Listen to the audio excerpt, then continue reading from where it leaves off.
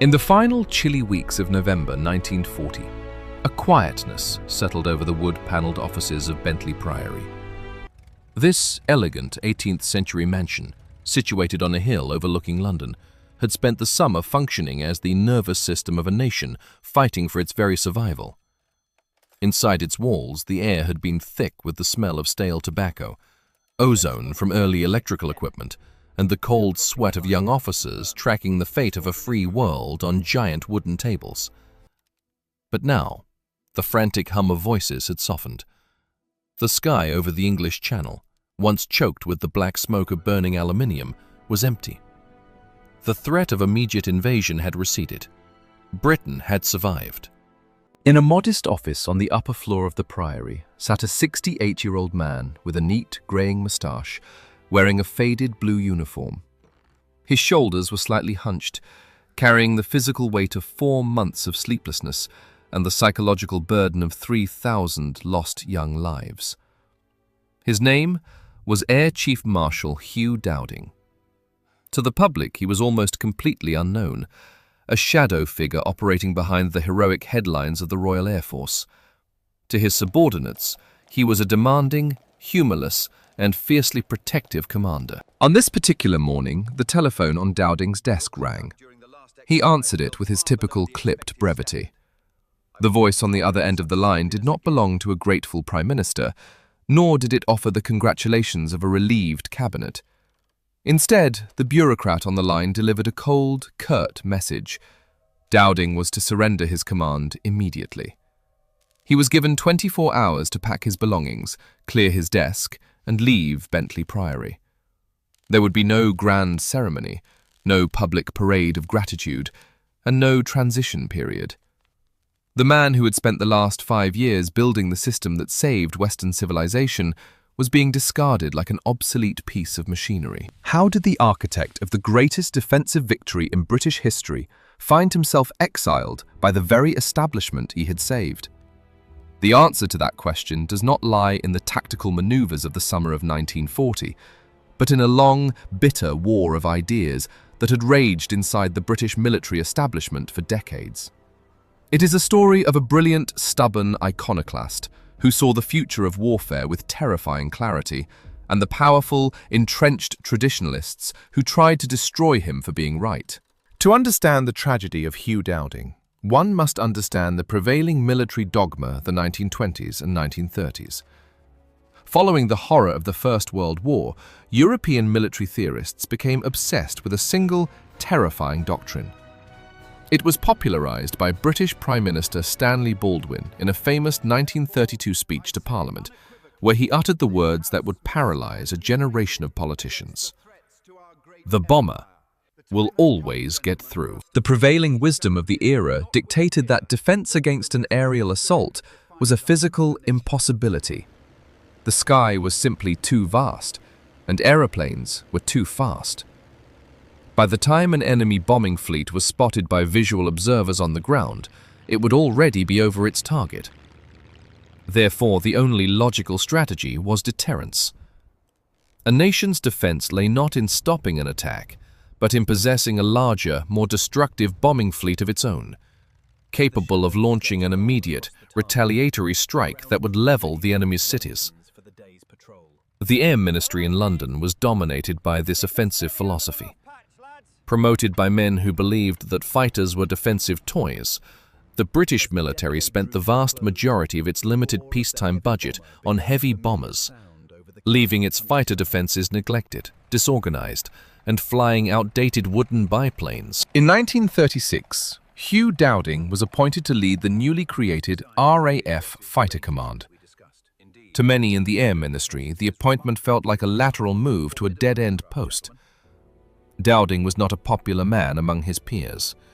He was notoriously difficult, completely lacking in the social graces and political charm that smoothed the careers of other high-ranking officers.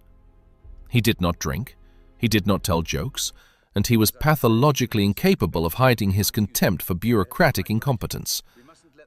His nickname, whispered behind his back in the clubs of Whitehall, was Stuffy. Yet, beneath his cold, unyielding exterior, lay an incredibly analytical mind. Unlike his superiors, Dowding refused to accept the dogma that defense was impossible. He knew that if a war with a resurgent aggressive Germany came, Britain could not rely on the hope of a mutual destruction bombing campaign. A massive, undefended German aerial assault would destroy Britain's factories, shatter its infrastructure, and break the will of its people before a retaliatory blow could even be launched. Britain needed a shield, not just a sword. But Dowding faced a monumental problem. The technology of the mid-1930s seemed to support his critics.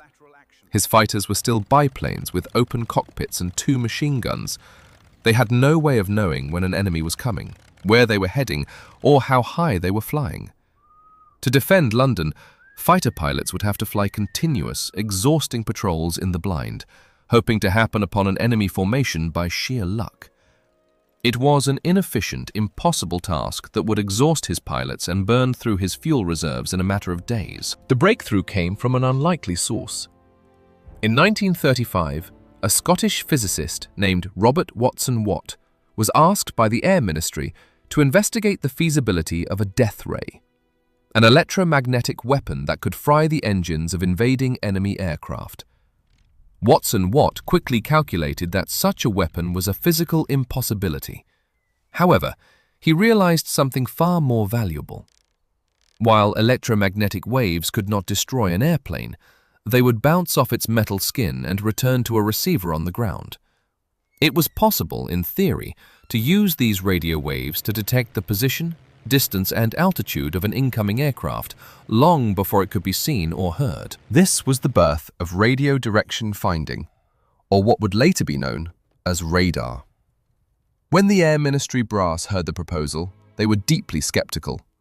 The technology was crude, temperamental, and required massive, fragile steel towers to transmit and receive the signals. But when Dowding saw the early test results, he realized he was looking at the missing piece of his defensive puzzle. Dowding did not just see radar as a neat scientific trick. He saw it as the foundation of a completely new way of war.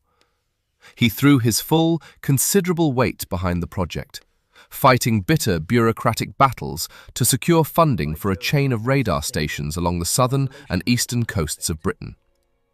This network, known as Chain Home, would eventually feature massive 300-foot steel towers looming over the cliffs of the English Channel, staring out across the water toward occupied Europe like silent, metallic sentinels. But Dowding's genius lay in his understanding that radar, by itself, was completely useless. A radar station could detect an incoming raid, but that information was just raw, unrefined data. It had to be communicated, verified, organized, and converted into an actionable military order in a matter of minutes. If the process took too long, the warning would arrive after the bombs had already fallen. To solve this, Dowding designed what would become known as the Dowding System. It was the world's first integrated, ground-controlled interception network, and it was a masterpiece of organizational engineering. The system operated like a giant, human-powered computer. When the Chain Home radar towers detected incoming German aircraft, the raw data was transmitted via secure telephone lines to a central filter room deep beneath Bentley Priory. Inside this underground bunker, young women from the Women's Auxiliary Air Force sat around a massive gridded map of Great Britain. Using long magnetic croupier-style rakes, they moved coloured wooden blocks across the table, each block representing a cluster of enemy aircraft. The colour of the block corresponded to the time the radar reading was taken, allowing commanders to see the path, speed, and size of the raid at a single glance. This filtered, verified information was then instantly piped out to individual sector stations across the country. In these localized control rooms, operations officers sat in elevated galleries, looking down at smaller plotting tables that mirrored the master map at Bentley Priory. When the wooden blocks on the table moved into their sector, these officers would pick up their telephones and order their fighter squadrons to scramble. To fill the gaps in the radar coverage, which could not track planes once they crossed the coast and flew inland, Dowding integrated the Royal Observer Corps. These volunteers, stationed on exposed hilltops, roofs and cliffs, used simple binoculars and sound tracking devices to follow the enemy formations visually, feeding their reports back into the central system. It was a beautiful, complex and incredibly fragile network that relied entirely on the coordination of thousands of individuals, from scientists and telephone operators to teenage plotters and veteran pilots. If any single link in this chain broke, the entire system would collapse. Dowding spent the years leading up to 1940 obsessively testing and refining this network. He conducted simulated air raids, timed his operators with stopwatches, and insisted on absolute discipline and speed. At the same time, Dowding fought a parallel battle to modernize the aircraft his pilots would fly. He realized that the traditional wooden biplanes of the RAF would be slaughtered by the modern all-metal monoplanes being built by Nazi Germany. He championed the development of two revolutionary fighters, the rugged, dependable Hawker Hurricane and the elegant, agile Supermarine Spitfire. These aircraft, equipped with powerful Rolls-Royce Merlin engines and 8 wing-mounted machine guns, were designed to utilize the precise intercepts provided by the Dowding System. They did not need to waste time searching the sky. They could sit on the ground, engines cold, until the system told them exactly where to fly to meet the enemy. By 1939, as the dark clouds of war finally gathered over Europe, Dowding had built his shield. But his battles with the British establishment were far from over. In fact, his most dangerous trial was about to begin, and it would come not from the Luftwaffe, but from his own allies. In May 1940, the German war machine unleashed its blitzkrieg upon Western Europe. Within weeks, the French army was shattered, and the British expeditionary force was driven back to the beaches of Dunkirk. As the Allied front collapsed, the French government made desperate appeals to London for military assistance, demanding that Britain send its precious fighter squadrons across the Channel to join the battle in the skies over France. Winston Churchill, who had just assumed the office of Prime Minister, was desperate to keep France in the war. He felt immense political pressure to satisfy the French demands.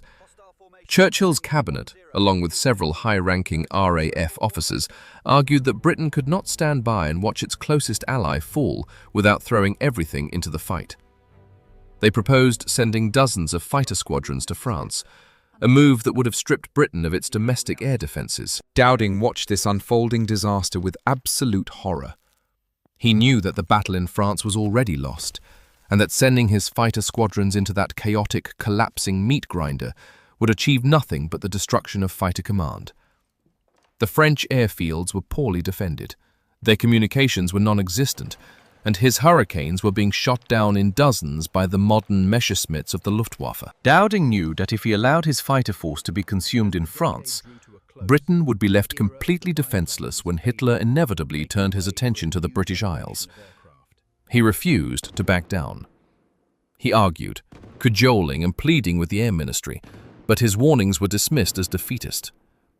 The politicians and traditionalists accused him of hoarding his planes while his comrades died across the Channel. On May 15, 1940, Dowding took a step that would seal his reputation as a stubborn rebel and forever alienate him from the political establishment. He sat down at his desk and wrote a letter to the Air Ministry. It was not a polite, diplomatic military memo. It was an uncompromising, devastatingly logical ultimatum. In the letter, Dowding laid out the exact mathematical reality of the situation. He calculated that he required an absolute minimum of 52 fighter squadrons to defend the British homeland from a German invasion. At that moment, because of the losses already sustained in France, he had far fewer. He wrote that if any more squadrons were sent to France, the defense of Great Britain would become a physical impossibility, and the war would be lost. He ended the letter with a chilling, prophetic warning. If the Home Defence Force is drained away in desperate attempts to remedy the situation in France, defeat in France will be followed by the irretrievable ruin of this country. The letter was a political hand grenade. It forced Churchill and the War Cabinet to confront the cold, hard mathematics of survival. 2 days later, Dowding was called before the War Cabinet to defend his position. He stood before the country's most powerful politicians, a lonely, unglamorous figure, and refused to budge an inch. He showed them the charts, the loss rates, and the projected strength of the German Air Force. He did not appeal to their emotions. He appealed to their reason. It worked. Churchill, recognizing the truth of Dowding's calculations, ordered that no more fighter squadrons be sent to France. It was a monumental decision that saved Britain from immediate defeat.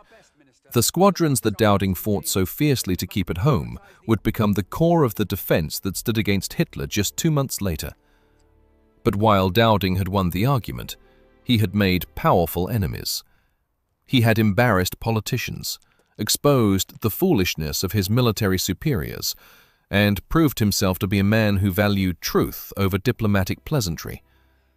In the petty, status-conscious world of the British military establishment, such insolence would not be forgotten. By July 1940, France had fallen, and Britain stood entirely alone.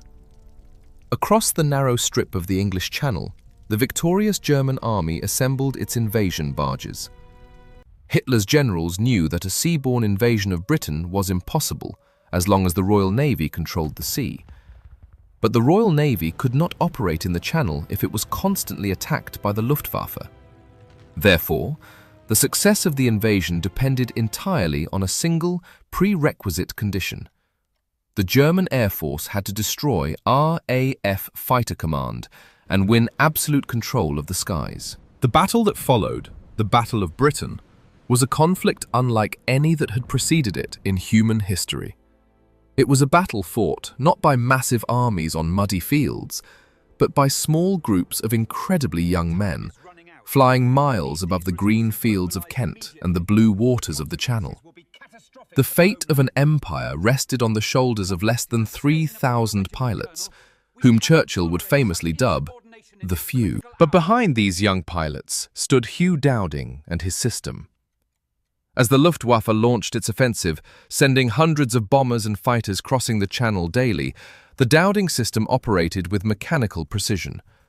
The German commanders were completely baffled by what they encountered. They expected to catch the RAF on the ground, or to find a disorganized, exhausted defense. Instead, wherever their bombers flew, British fighters were already waiting for them, diving out at the sun to disrupt their formations. The Germans tried everything to break the system.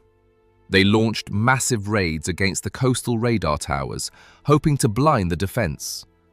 But Dowding's engineers worked tirelessly under fire, repairing the damaged towers and using mobile transmitters to keep the radar signal active.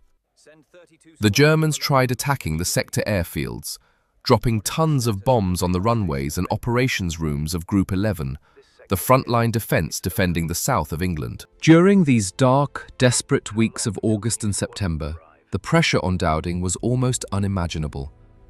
He spent his days and nights in his office at Bentley Priory, staring at the casualty reports that crossed his desk. He knew the name, age, and face of almost every pilot under his command. He saw them as his own children, referring to them affectionately as his dear boys. Every time a squadron was wiped out, every time a 19-year-old pilot plunged into the Channel in a burning Spitfire, Dowding felt the loss as a personal, physical blow. He became increasingly withdrawn, his face lined with deep exhaustion, his eyes sunken from lack of sleep. He knew that the battle was a war of attrition, a cold, brutal game of arithmetic. He had a finite number of planes and a finite number of pilots. If he lost them faster than they could be replaced, the shield would shatter, and the invasion would begin. To manage his precious resources, Dowding relied on a brilliant, soft-spoken New Zealander named Keith Park. Park was the commander of Group 11, and he shared Dowding's analytical, disciplined approach to defense. Together, Dowding and Park developed a highly efficient, small-scale interception strategy. They did not try to meet the massive German formations with equal numbers. Instead, they sent small, agile pairs of squadrons to attack the bombers, disrupting their aim, forcing them to drop their payloads early, and escaping before the German fighter escorts could react. It was a defensive strategy of harassment and attrition designed to preserve British lives while inflicting maximum damage on the enemy. But this strategy, despite its brilliant success, became the catalyst for a toxic internal conspiracy that would ultimately destroy Dowding's career. Within the RAF, there was a faction of officers who deeply disliked Dowding's defensive, cautious approach. This faction was led by Trafford Lee-Mallory, the commander of Group 12, which was positioned to the north of London, responsible for defending the industrial Midlands. Leigh-Mallory was an ambitious, politically connected officer who resented playing a supporting role to Keith Park's Group 11. Leigh-Mallory, aided by an influential, aggressive fighter ace named Douglas Bader, championed a radically different tactical theory known as the Big Wing.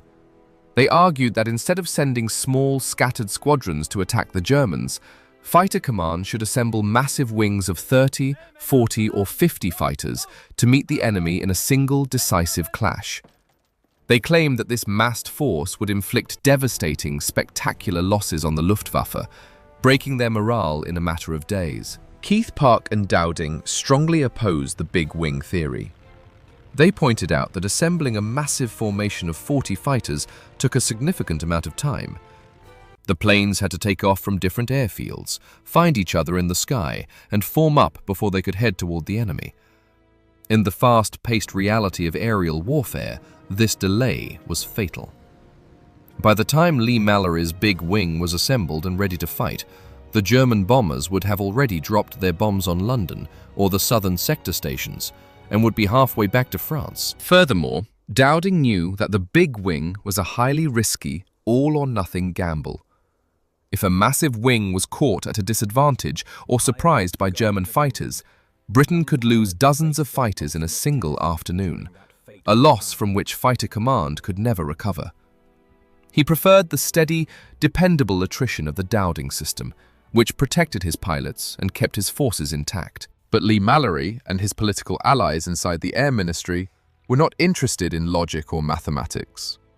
They saw the Big Wing as a way to capture the public imagination and, more importantly, to undermine Dowding.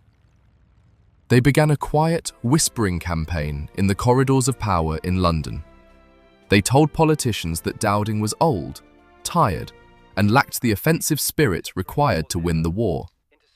They pointed to the fact that German bombers were still reaching London during the night, claiming that Dowding's defensive system was failing to protect the capital. The truth, of course, was that Dowding had no effective way of fighting at night. Radar technology was not yet advanced enough to be fitted inside fighters, and visual observation was impossible in the dark. It was a technological limitation, not a failure of command. But to the politicians in London, who watched the fires of the Blitz burn from their office windows, the arguments of the Big Wing proponents sounded attractive and aggressive. By October 1940, the Battle of Britain was reaching its climax. On September 15th, the Luftwaffe had launched its largest, most desperate daylight assault on London. Dowding's system had responded with devastating efficiency, putting every available fighter into the sky and inflicting catastrophic losses on the German formations. It was the turning point of the battle. Realizing that he could not destroy the RAF, Hitler indefinitely postponed Operation Sea Lion, the invasion of Britain. The threat of immediate conquest had passed. Yet, in the very hour of his triumph, the trap was sprung on Hugh Dowding. In late October, a formal meeting was convened at the Air Ministry to debate the tactics of Fighter Command. Dowding, exhausted and politically isolated, stood alone against his critics. Leigh-Mallory and Sholto Douglas, the Deputy Chief of the Air Staff, launched a coordinated, aggressive attack on his record. They accused him of failing to use the Big Wing, of mismanaging his resources, and of being too cautious. Dowding, sitting silently at the table, refused to engage in the political theatre. He did not defend his record, nor did he point to the fact that the German invasion barges were currently rotting in their French ports because of his victory. He simply stared at his critics with a cold, dignified contempt. He was a man of science and logic, and he found the political posturing of his peers deeply distasteful. The politicians and the air staff had made up their minds.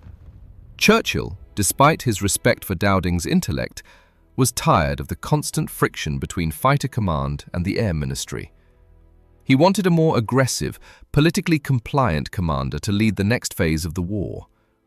Dowding was viewed as a relic of the defensive pre-war era, a man whose task was completed and who was now nothing but an obstacle to the offensive spirit of the RAF. On November 24, 1940, the blow fell.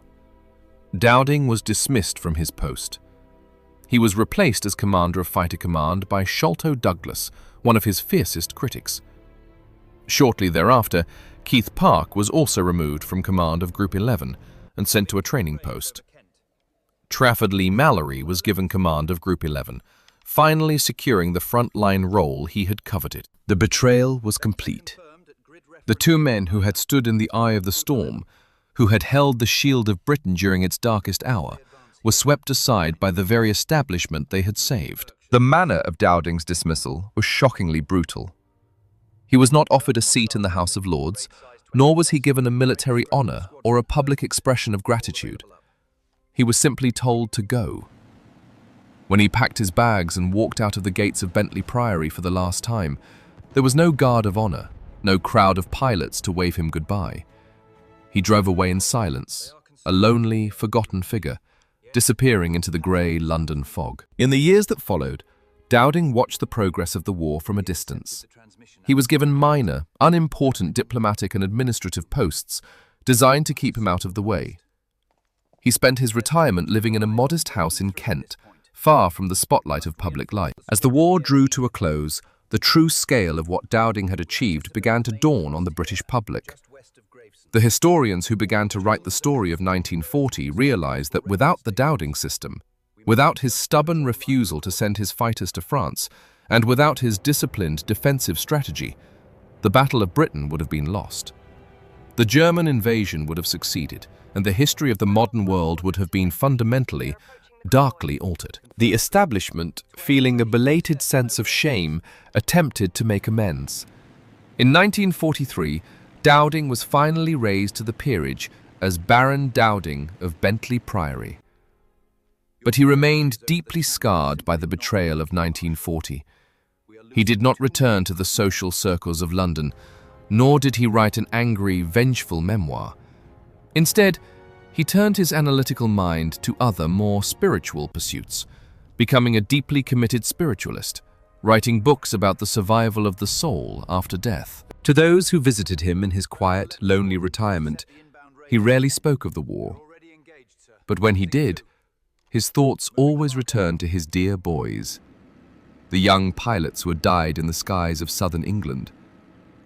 He kept a list of their names, and he believed with a quiet, unshakable certainty that he would meet them again in the next world. Hugh Dowding died in 1970, at the age of 87.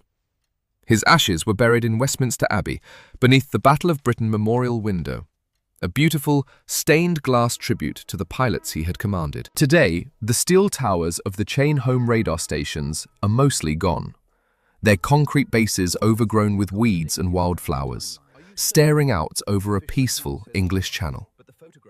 The sector stations of Fighter Command have been turned into museums, and the underground operations room at Bentley Priory sits silent, its plotting tables empty, its wooden blocks long since put away. But the legacy of the man who built them remains. Hugh Dowding was not a traditional hero. He was not a charismatic orator like Churchill, nor was he a dashing, romantic figure like the young pilots who flew his Spitfires. He was a quiet, stubborn, and uncompromising servant of the truth. He stood against the blindness of his peers, fought the arrogance of his superiors, and built the invisible shield that saved a nation. And in doing so, he proved that sometimes the greatest act of patriotism is not to follow the crowd, but to stand completely alone.